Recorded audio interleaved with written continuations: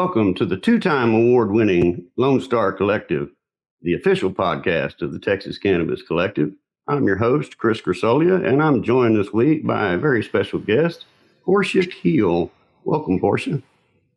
Thank you. Thank you for the welcome, and thank you guys for the opportunity. I appreciate it. Absolutely. Portia is a cannabis patient and activist, but you weren't always a cannabis patient. Tell us a little bit about your story, how you found out what your problem was, what the problem is, and how things progressed from there. Well, I was diagnosed with epilepsy at the age of 14. I was having seizures back to back. Some days I couldn't go a day without having a seizure. And I've been medicated majority of my life. I'm 33 now, and I've been on pretty much every medication to prevent seizures. For majority of my life, I just felt just sick from all the medications. The doctors would put me on one medication and then give me another medication for my anxiety, such as like Adderall. And when I was on Adderall, I didn't feel like myself. All the medications I was on, I just didn't feel like myself. It wasn't until 2017 that something told me to just stop taking my medication. I was tired of feeling sick. There were days that I didn't eat at all. I was 125 pounds. And I would take the medication and didn't want to eat for the day. But I was tired of feeling that way. I had a change of a neurologist, because I originally saw my neurologist when I was living in Louisiana. And that neurologist was prescribing me everything under the sun. Then I began to see a neurologist in Tampa, Florida, at Tampa General Hospital. And he was adamant on getting me off my medication as well, because I did express, at one point in my life, in 2017, when I was smoking weed, I discovered that I was having less seizures. And I was like, well, what's this about? I was trying to get into the military at the time. I was like, let me try to get into the military. Of course, you can't smoke weed and be in the military. Sure.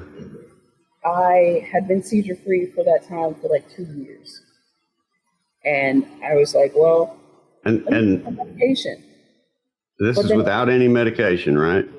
Yeah, without any medication. It was like, well, I was still smoking weed at the time, and I'm like, I didn't put two and two together at the time. It was just like, hey, I like to smoke weed. It keeps me calm. And, I discovered that weed was helping me after I stopped taking my medication and I stopped smoking weed. I noticed that I felt sick, felt like I was going to have a seizure, and I did have a seizure at my job at that time. And I was just sick and tired of having seizures. So I started smoking again. And I said, forget the military. It's just not for me anyway. Yeah. But after that, I discarded my medication after I did research as well. I found that my medication, which is Keppra, was being mixed with a heart pill back in 2017. It caused me to have adverse side effects, like my heart was beating out of my chest. I would have what's referred to as, I don't know if you've heard of it, but Keppra rage. No, I haven't heard of that. Yeah, I would be angry for no reason. If you do some research, you can Google Keppra rage. It makes you upset, depressed, Well, I can definitely testify that Keppra is a nasty medication, just because, as I told you his story in the pre-show, all the medications for that matter that he took over the 5.5 year period for his seizures, like I say, number one, didn't control his seizures. They made them worse, made them more frequent. course, they couldn't make him more severe. He had the worst kind you could possibly have, full grand mal, out 20, 30 seconds at a time. And, but, he gained weight profusely. He was depressed. He had no, of course, part of that was because, he could have a seizure anywhere, but he had no self, what's the word I'm looking for? Awareness? He was, well, no, God, it's on the tip of my tongue. I just can't say it. He wasn't proud. I'll just put it that way. He was very timid and shy because of his condition. He didn't want to go out and do things. He didn't, the boy probably never really had a real date in his life, because of the medication and just the way it made him feel and the way it, his whole demeanor was different. I can totally testify to what you're saying about the medication. It's horrible. It does change you. I've never been that type of person myself to be vocal, to be on a podcast, like seeing myself 10 years ago. No, I hardly even talk to people, but I didn't know how to talk to people. I didn't know how to use my voice. The medications just make you or put you in a shell, basically. And then having epilepsy on top of that, you just feel like worthless, basically. Like you won't ever be able to have a normal job. You won't be able to drive. But here I am today, driving, getting my license, being seizure-free for 6 years. But that took a lot of work, and I get emotional about it because at one point I was so depressed that I just didn't want to be in this world anymore. Because of my epilepsy, I felt like I couldn't do anything. Yeah. So it's, I talk to others that have it, and they're just like, I wish I could be seizure-free for at least one day. Yeah. And also I've learned that food plays a part in epilepsy. For instance, pork was causing me to have seizures as well. They put antibiotics in these pigs. You don't know what type of drugs they're putting in these pigs. And then they're feeding it to us. So there's all these different chemicals in processed foods that affect our body as well. And people aren't talking about that enough. Marijuana does play a part in my wellness, but also food does as well. Yeah. It's there are so many factors involved in with seizure disorders and things that can be triggers, and certain things that are triggers for you are not triggers for the next guy, right? And that's one reason why it makes it so difficult to even diagnose and treat. But it's amazing to me the amount of research that there is out there all around the world, but even right here in the United States, using cannabinoids for epilepsy and different research programs and trials, et cetera, that date back, people don't believe me when I say this, but they date back as far as 1947 in the United States, where they were using, it was two doctors, Dr. Gina P. Davis and Dr. H. Ramsey, were using cannabinoids they had extracted from marijuana for the treatment of 5 epileptic patients. Now, they all had underlying conditions like Dravet syndrome and things like that, that also, in addition to epilepsy, but they had a better than 50% success rate in 1947. And it's just shocking to me Yeah. that that report got buried because it didn't fit the narrative of the time, right? Because, Yeah. the Tax Act passed in 37, and they were well on their way to trying to figure out how to just ban it completely, And then, of course, Timothy Leary came along and got arrested with marijuana without having a tax stamp. And he fought it all the way to the Supreme Court, and basically the Supreme Court threw out the Tax Act of 37, actually on my birthday in 1969. And then, of course, Nixon came along in 1970, passed the Controlled Substances Act, and we started the whole mess all over again, only that created the CSA and the DEA, and the rest, we all know the story. At any rate, that leads us into, we're going to have to take a quick sponsor break right quick.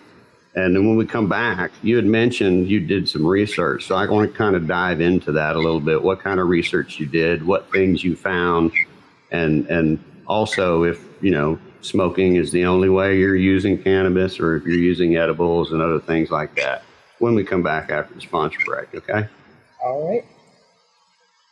So we're going to take a sponsor break right quick. And when we come back, we're going to do just that. We're going to dive into the whole research aspect that Portia did and what she's learned in that process when we come back right after this. We welcome everyone to the 2023 Texas Marijuana March and Freedom Festival on Saturday, October 14th in downtown Fort Worth at Burnett Park. Come join other Texans as we march against bad cannabis laws, exercising our First Amendment rights. Howdy, Colt Power here. These days, many people are choosing to add CBD to their wellness routine. Why? Some like CBD for how it may help them with their focus. Others enjoy the way the plant compound may assist them with their sore muscles and relaxation. For me, CBD has been a game changer in keeping my old sports injuries managed so I can work out and be present for my family. If you've ever been curious about CBD, I invite you to check out our Texas-grown, Texas-made products at powerbiofarms.com. That's power, BIOPHARMS.com. Thrive Apothecary offers an experience truly unique from anything else in Texas. A full-service cannabis solution that is doctor-owned and offers customers every level of cannabis legally available in Texas. From traditional CBD products to emerging hemp-derived THC edibles, smokables, and now medical cannabis. As a licensed medical cannabis provider, prospective patients from anywhere in Texas can book a sponsored online eligibility consultation to determine if they qualify for a medical marijuana prescription from the comfort of their own home. Visit thrivetx.com for more information. Welcome back to the Lonestar Collective podcast, the official podcast of the Texas Cannabis Collective, distributed on Spotify, Apple, Google Podcasts, and many more, to give Texans information regarding policy, industry, and culture. And now, back to this week's show.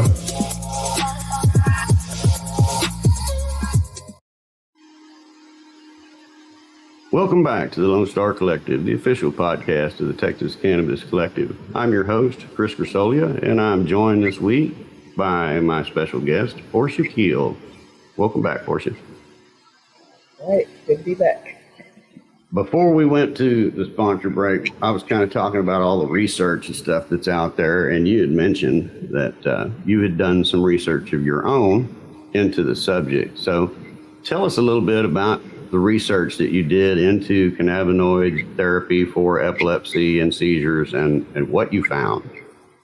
So research started back in 2017 after I found out through Google that Keppra, my medication that I was getting from this pharmaceutical company, was being mixed with a heart pill.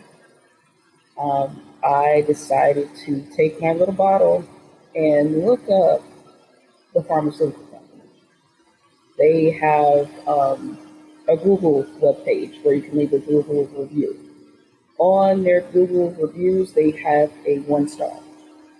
So that was like crazy to me. Why are you, getting medications from this pharmaceutical company that has a 1-star? It just didn't make sense to me.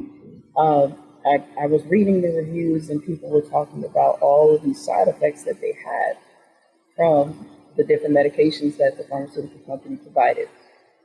So I was like, this is not good. I'm experiencing side effects from these medications because of this pharmaceutical company. A lot of these pharmaceutical companies don't care what's in the pill, what they mix it with, on accident or on purpose. They don't care. They profit. They make a profit from these doctors that prescribe the medication. So they yeah. Well, it's not just that. You think about it. You think about in recent weeks, all the things that mass-produced items have had happen to them, right? Like, what was it, wood chips and some chocolate chip cookies, uncooked chocolate chip cookie dough, and I forget what else there was, but it's just crazy things, metal shavings and ground beef and just different things, can happen when you're mass-producing something. What do they do with pharmaceuticals? They mass-produce them. Exactly. Mistakes happen, obviously. So, it's to me, when there's an alternative that's natural, especially when it's 100% natural, if it's grown right and treated right and the whole bit, that's the way to go. Why do we want to synthesize everything? I mean, you think about it. Even aspirin was found naturally in the bark of a willow tree. But nobody goes out and chews on a willow branch when they have a headache. They go reach for the aspirin in the medicine cabinet, right? I mean, it's just nuts to me that we've gone so far in the direction of let's make a fake version, which people don't understand. Every single medication that's on the market today is a synthesized product mimicking something that was found in nature. That's now a lot of times it's synthesized version because you can't possibly get enough of it from nature for what the demand is, right? So there's some of that aspect as well. But when you can grow as much marijuana, cannabis, as you want, like Oklahoma, each patient can grow up to 6 plants. If I could have 6 plants growing year round, I'm never going to run out. And then I know what I have, right? I know what I have. I know what's been used on it fertilizer-wise and everything else. Just the whole natural thing versus synthesized, if it's possible, should be the route we go, in my opinion. And, I'm not alone in that opinion, obviously. No, you're not. No, I completely agree. And I'm thankful every day. I tell you what. Certain things, you have a headache, take aspirin. Yeah. Did you do any research into cannabinoids and therapy for epilepsy? Tell us a little bit about that. So I just started going on YouTube. That was my resource, to be honest. And they were talking about these kids that were having seizures. And it was like they tried everything else. The parents tried everything that they could to stop these kids from having seizures. And we're talking about kids that are no more than 2-3 years old, just having seizures every day. They used medical marijuana, but they used the tincture for it. There was no smoking involved, and I think that that's the stigma that has to be changed, is that people automatically think of marijuana, they think of potheads just smoking everywhere. Yeah. And that's not the case. You have children out here that need that medication. I saw what it could do for these kids. They took 2 drops from a tincture per day. Yeah. And primarily it was the sativa brand, the sativa strain that helped them with their seizures. So I learned a lot from watching that video. Just my own self-observation also helped. Yeah. The moment that I realized that once I stopped smoking, that, I was having seizures every other day. I decided to start smoking again. And then medical marijuana was allowed in Florida in about 2018, 2019. Yeah. So I decided, why not give it a shot? I have epilepsy, so I should be able to get my card. I talked to the doctor, they gave me the green light, and I've been seizure free for 6 years ever since. But most of my research was done through Google. It's like the resources are out there. So what's crazy to me is a lot of people don't know. They don't know how to obtain a medical card. They're scared to get it, especially for their kids.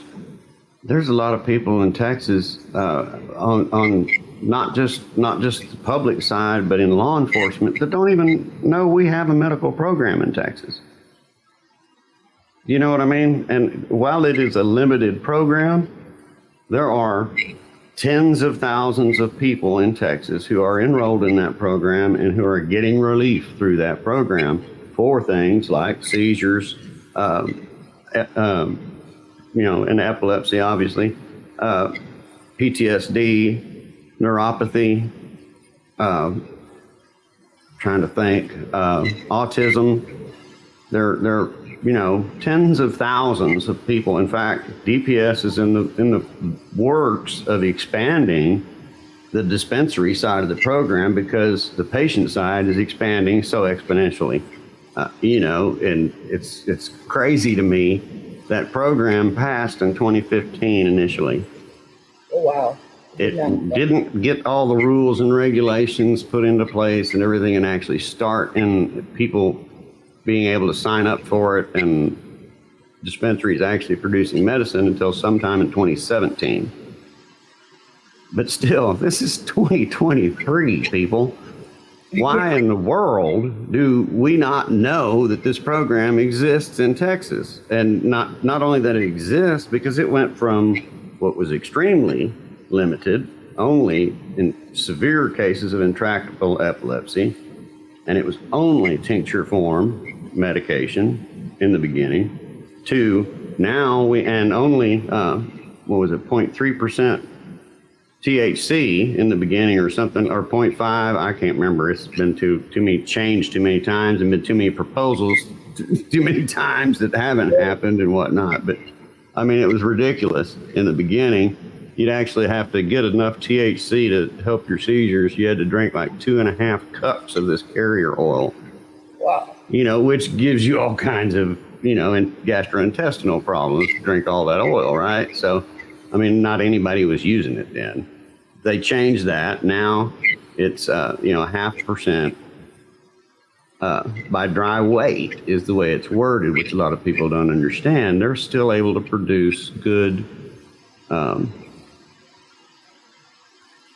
like 20 milligram gummies and whatnot, just like any other state, so, and they have tinctures, they have drinks, gummies, chocolate bars, they got all kinds of different ways, products now. Still no smokable or inhalable products. And right. In Texas, we're probably still several years down the road from getting that unless we get legalization to happen, right? But it's crazy, the number of people in Texas that have no idea that we even have one. And I mean, like I say, even on the side of law enforcement, and I'm saying law enforcement, but I should point out, even on the side of the DPS officers who don't know about it. And DPS is the one who runs the program. Sometimes I feel like we live in the Twilight Zone. Yeah, no doubt. Well, we're going to have to take another sponsor break right quick. But when we come back, I want to talk about the fact that you got your card in Florida, but now you're in Texas. So I want to talk a little bit about how you're managing through gaining access to what you need and whatnot, and all that good stuff. It's a lot harder in Texas, right? Because even though we have a medical program, it may or may not be what you need, right? Most definitely. We'll get into that when we come back from the break. All So we're going to take another sponsor break right quick, and we're going to do just that. We're going to talk about the difficulties that medical patients that live in a state with a good medical program, when they move to Texas, some of the hills that they have to climb and problems that they're faced with because of it. When we come back after this. We welcome everyone to the 2023 Texas Marijuana March and Freedom Festival on Saturday, October 14th in downtown Fort Worth at Burnett Park. Come join other Texans as we march against bad cannabis laws exercising our First Amendment rights. Howdy, Colt Power here. These days, many people are choosing to add CBD to their wellness routine. Why? Some like CBD for how it may help them with their focus. Others enjoy the way the plant compound may assist them with their sore muscles and relaxation. For me, CBD has been a game changer in keeping my old sports injuries managed so I can work out and be present for my family. If you've ever been curious about CBD, I invite you to check out our Texas-grown, Texas-made products at powerbiofarms.com. That's power, BIOPHARMS.com. Thrive Apothecary offers an experience truly unique from anything else in Texas. A full-service cannabis solution that is doctor-owned and offers customers every level of cannabis legally available in Texas. From traditional CBD products to emerging hemp-derived THC edibles, smokables, and now medical cannabis. As a licensed medical cannabis provider, prospective patients from anywhere in Texas can book a sponsored online eligibility consultation to determine if they qualify for a medical marijuana prescription from the comfort of their own home. Visit thrivetx.com for more information. Welcome back to the Lonestar Collective podcast, the official podcast of the Texas Cannabis Collective, distributed on Spotify, Apple, Google Podcasts, and many more, to give Texans information regarding policy, industry, and culture. And now, back to this week's show.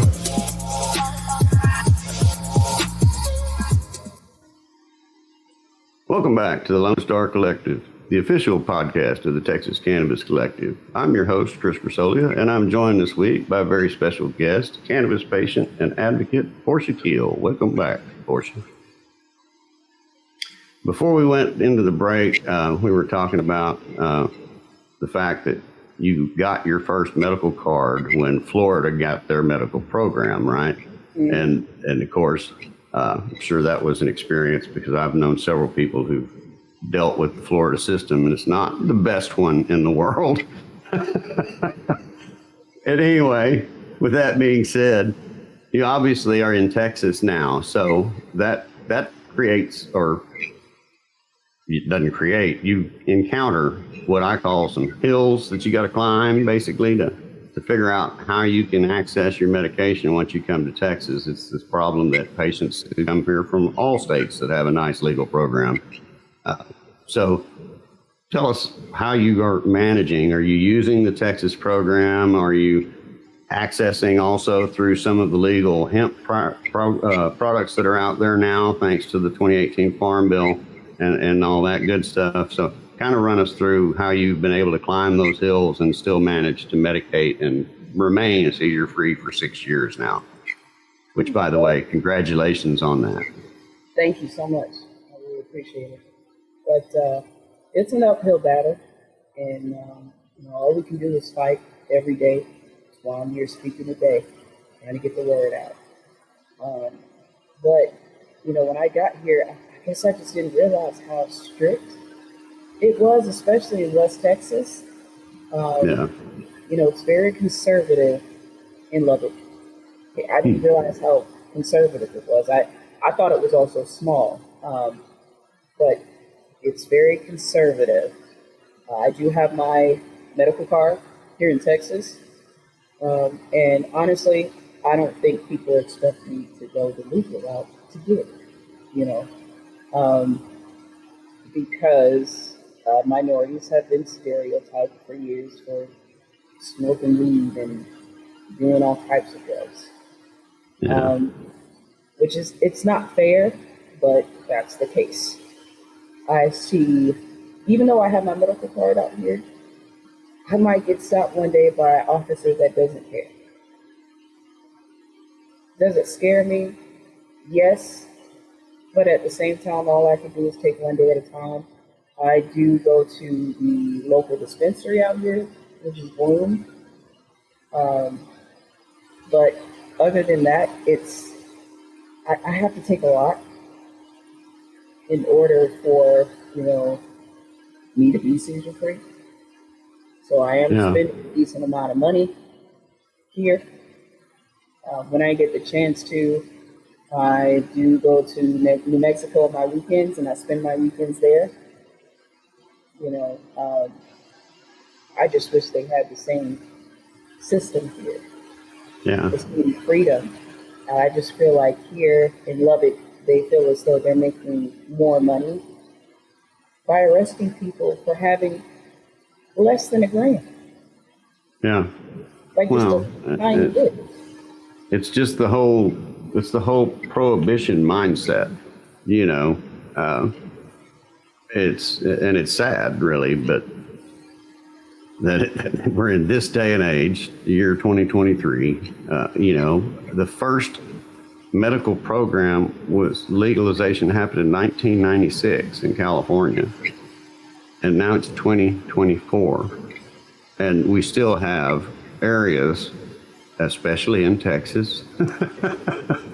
Other states have areas with these same problems, but even some of the legal states. But we still have areas where you have the complete prohibition mindset, and it's not just a conservative thing either. I know a lot of liberals that still have the prohibition mindset as well. Oh yeah. It's the older generations though, right? And unfortunately, that's who tend to run for office at the local levels, and you know what I mean? So that's who gets to pull the strings and say yes and no and whatnot. I think it's great what's happening out there where you're at in Lubbock right now with the Freedom Act. You see you got their shirt on. Freedom Act Lubbock with their signature sign for criminalization efforts there within the city limits of Lubbock. And through these efforts and small groups like Freedom Act, that we're going to actually finally get the change that we're looking for here in Texas. Because, we do a lot of work at the Capitol every session. And this past session, prior to the session, there was Austin, Parker Heights, Denton, Killeen, and there was a couple others. I can't think of them off the top of my head right at the moment, but all passed with super majorities of the vote, and this is the public's vote, not politicians voting, right? All passed decrim measures. And before we marched into the session, this last session, and there were several politicians that took notice to that fact, and they're like, and of course, our illustrious lieutenant governor, who likes to say, and was quoted just before the session as saying, well, I just don't believe the people of Texas are there yet when you're talking about the legalization question, right? I'm sorry, when you have decrim measures that pass with super majorities of the vote, the people are more than there. Oh yeah, and they're beyond there. The thing we got to do is get more people like you who have a story to tell to get involved. And not even just the people that have a story, but just people that have a voice. Everyone has a voice, and everyone has a right to use it, right? And I think the large part of the problem is the fact that people are scared. Just like you said earlier, I didn't want to get out there and be known. Well, yeah, I didn't either.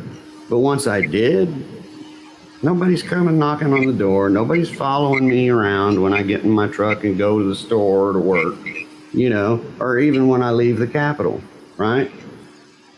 Nobody cares in that respect. They're not paying that much attention to it anymore, So how can you say that I can't do that? You know, all we're asking you to do is pick up the phone, and 9 times out of 10, you're not even going to talk to a person. You're going to leave a voicemail on your representative or your senator's office system. You know, most of the time you don't get to talk to anybody. And if you do get to talk to anybody, all you got to do is say, I support legalization, or I support this such and such bill number, if there's, you know, a bill that we know that we support. And they mark it down. It's as simple as that. Nobody goes back through those lists and go, oh, we need to go search this guy's house because he said he's for marijuana. You know, I mean, they just don't do that. But that's what we got to do, is we got to get this majority of Texans who obviously are in support of this. We got to get them active, and especially during the session, you know, and even in the interim, because right now is when you can build those relationships with your representative and senator. You know, they've got the time in the interim more so. Session, things are rolling and moving fast. You know, it's a very short period of time. You know, it's a little over 4 months, and that's it. That's all the legislative session is in Texas, and it's only every 2 years. So they're trying to cram a whole lot in a little small can, you know.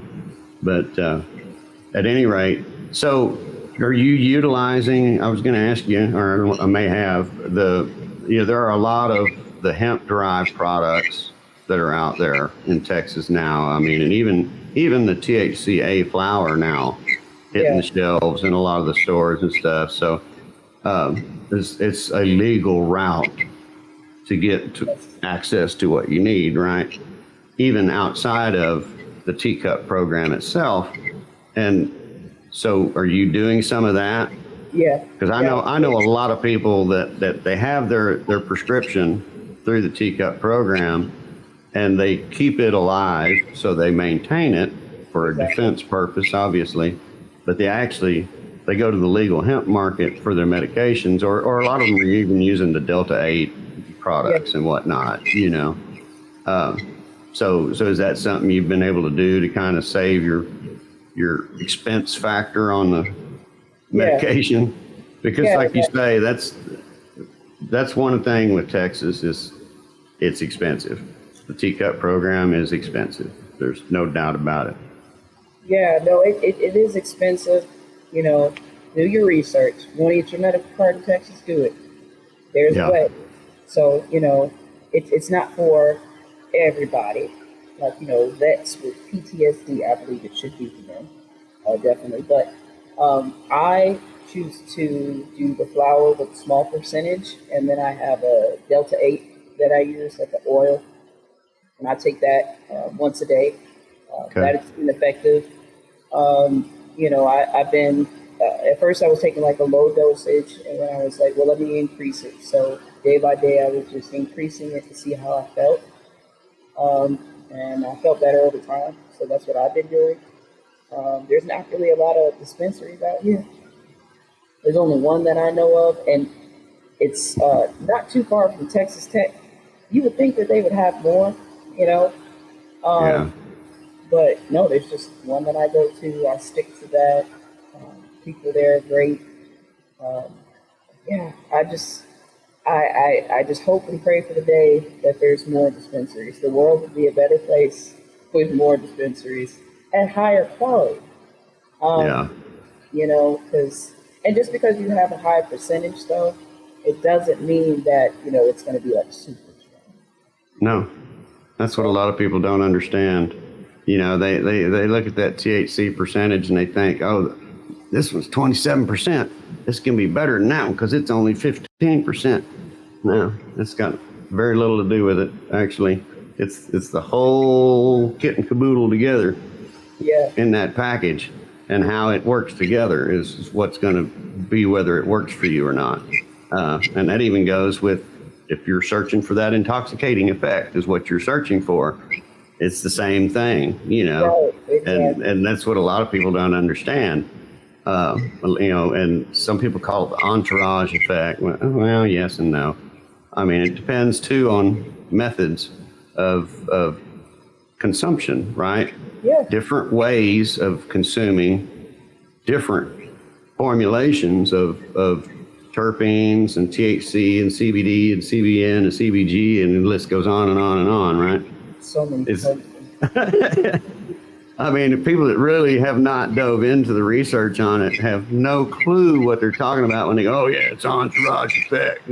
Not when you're putting a flame to it, folks, because you're killing an awful lot of those factors when you put a flame to it. Not all of them, but a lot of them. So, you know, it depends on methods of consumption as well. And, you know, no two people are alike, which is one thing that makes it so difficult for the medical field to wrap their head around, because they're so used to saying, take 2 of these every 4 hours for 10 days and you'll be good, you know. Or if it's like a heart medication or a cholesterol pill or something, take 1 every day, you know, and you're done. Cannabis is not that easy. No, what works for me may not work for you. You know, and some people get nauseous, you know, consuming cannabis.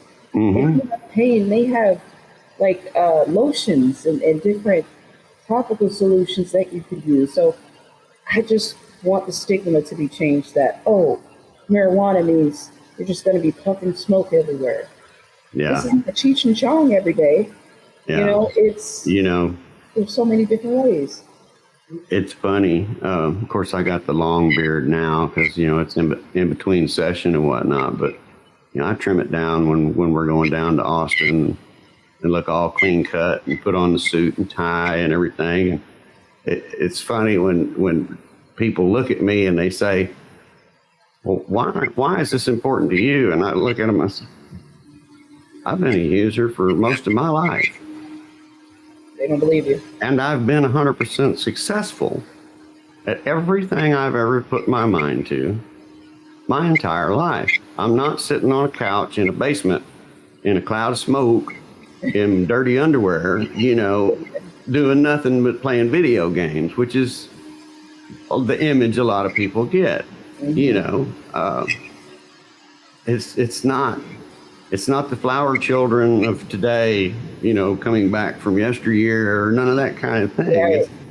You know, I've known doctors, lawyers, accountants, teachers, you name it.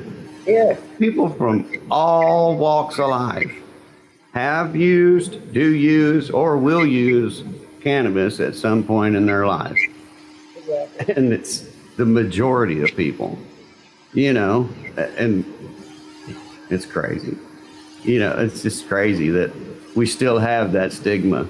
But, you know, the way we change it is people like you coming out and being public and telling your stories.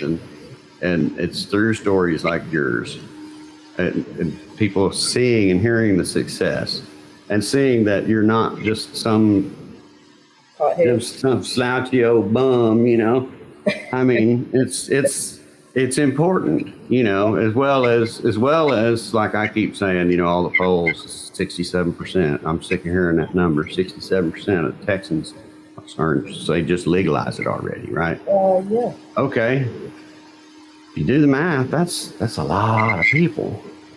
If we had that 67% contacting all their lawmakers during the session, I think this subject would have been over with, closed, and done long time ago, you know. I mean, there's 29 million people in Texas. 67% is over 19 million. That's a lot of people. We had maybe 100 people on lobby day in Austin. It's just, you know, we need turnout. We need people to show up. And you don't have to go to Austin to show up. You know, you just got to write an email, make a phone call. You know, during the session in 2021, I was calling my rep and senator every day. Sometimes I called their office twice a day. Oh, she loved you. Oh yeah. I mean, but my thought process is I don't care. Right. They work for us. Granted, they don't get a whole lot of money for the work they do in Texas at that level of government. It's a drop in the bucket. But you know, that's why you got to be a business owner or a doctor or a lawyer or something along those lines to be able to even run for Texas representative or senator spot, because you're not going to support yourself on what Texas is going to pay you. No. I mean, it's not even in the 20,000 range. It's under 10,000 for representatives. I forget the exact figure, but it's not real nice. But the bottom line is, no matter what little they get paid, they're there. We elected them. They work for us. They can't do what we want if we don't tell them. No, That's the bottom line. If we don't tell them what we want, they can't know. I think a lot of people, like I said, are just scared. Especially out here in Lubbock. Like, I've been volunteering with the Freedom Act of Lubbock out here, going to different events. I went to a business expo, and I was asking if they would sign the petition. At first, they were hesitant, and some ladies came to me, and they were like, "Well, isn't this just for y'all to smoke?" And so I was like, "Well, let me tell you a little story about me, about my day, and what I use it for." And then, it just takes using your voice. Yeah.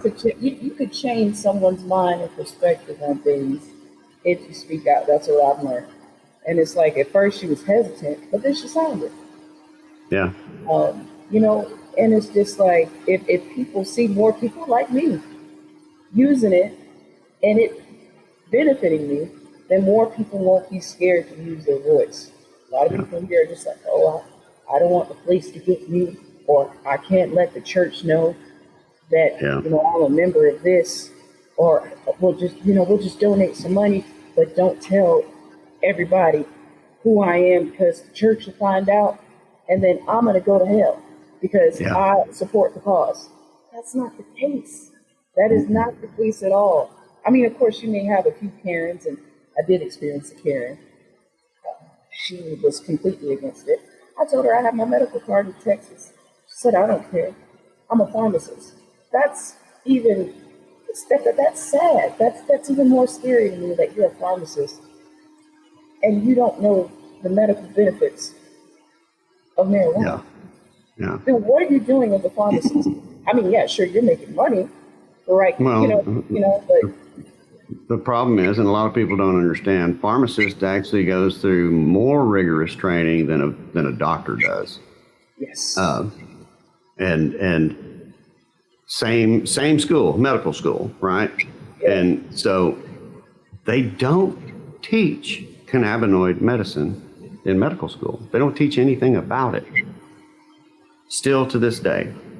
I've interviewed, I think I've probably interviewed 7 or 8 doctors that are on the cannabis advocacy side, right? They support it. One of the most recent one was the author of this book, Seeing Through the Smoke, Dr. Peter Grinspoon, a magnificent gentleman, magnificent mind. Did not have near enough time to talk to him, but that's their whole argument, is that they don't teach it. So that's why he's writing books like this, is to help physicians, to open their mind and their hearts, and just to the reality of the fact that this is not new. This has been around for a long, long, long time. I did a video about 4 or 5 years ago on my Facebook page, excuse me, that basically just listed, it was all text just flashing on the screen, but it was just listing all the written documentation of cannabis and cannabinoids used as medicine that dates back all the way back to like 1800 BC. Ancient times. This is not new, people. He was taking it himself. So it's just like, Would not surprise me. It would not. I would actually want to just smoke one with Jesus if I could. But oh, yeah, that'd be awesome, wouldn't it? But, But yeah, it's we got to just keep doing what we're doing, things like you're doing, and keep educating people and motivating people. It's an old saying. I can't even think of who was the one who said it. Famous person in American history, but I'm drawing a blank. But the saying was, you gotta agitate, motivate. Educate, agitate, and motivate was the saying, and that's what we got to keep doing. We got to educate, agitate, and motivate. And we're going to agitate through education, and then the motivation comes through the agitation, right? Once you agitate somebody, they're more likely to get motivated. So we got to educate, agitate, and motivate. Yeah. I want to tell you, Portia, we're running out of time. So as much as I could hate it, I could probably keep talking for hours with you, but we got to close it out. So I want to first say thank you very much for scheduling an interview. I've enjoyed talking with you. I've enjoyed your story. And secondly, I want to congratulate you on 6 years of being seizure free. And thirdly, I want to tell you that we are glad you are still with us and still a very vibrant, beautiful person. Thank you. I really appreciate that. Absolutely. It's been a pleasure talking to you. And I wish you and the Freedom Act group tons of success out there on the decriminalization effort. Keep us posted on how that's going. Of course, we're heavily involved with Freedom Act, so we'll be posted on how it is. But and feel free that in 6 months, a year or so, if you want to come back on and tell us how you're doing, give us an update. Feel free to come back and join us again. I definitely will. Thank you again for coming on, Portia. Thank you. Well, that's going to do it, folks, for our show this week. I want to thank y'all for all joining us. And, if you enjoyed this show, come back and join us again. We always have great guests like Portia. Thanks again.